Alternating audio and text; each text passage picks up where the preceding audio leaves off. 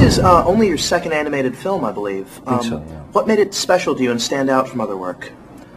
Just the very initial sort of conversation that Gore and I had. I was intrigued immediately because the way he put it to me was, it was very early days, and he said, "I have this idea for this animated thing, which will involve a lizard on an existential quest within the format of an epic western." And just those elements together just intrigued me beyond recognition. So, yeah, I dove in.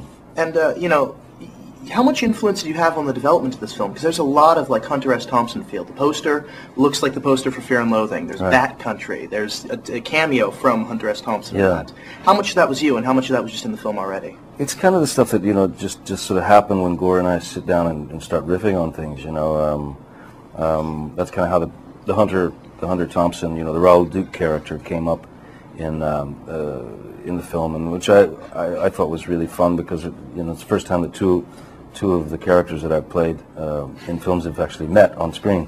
So I was kind of excited about that. It just comes out of just sort of talking, riffing, but Gore being a huge Hunter Thompson fan, and certainly the desert being what it is. I mean, it's rife for bringing up Bat Country for sure. Yeah, and the art style even looks a lot like the art style from the old books. And is there any chance that we're going to see the Rum Diaries release this year? Is there any movement on that for the U.S. release? Yeah, the Rum Diaries all done.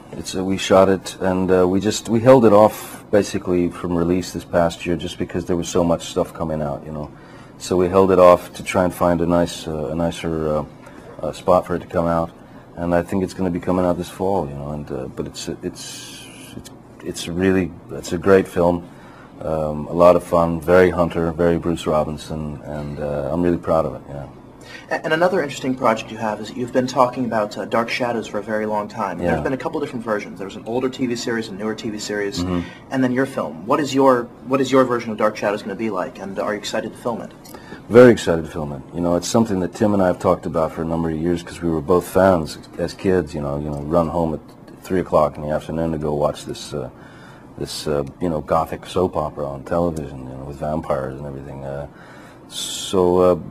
Let's see, our version, I guess, there's something very interesting that's coming from the screenplay and from the talks that Tim and I have had, which is it retains that sort of bizarre distance that everyone has with one another in terms of the characters.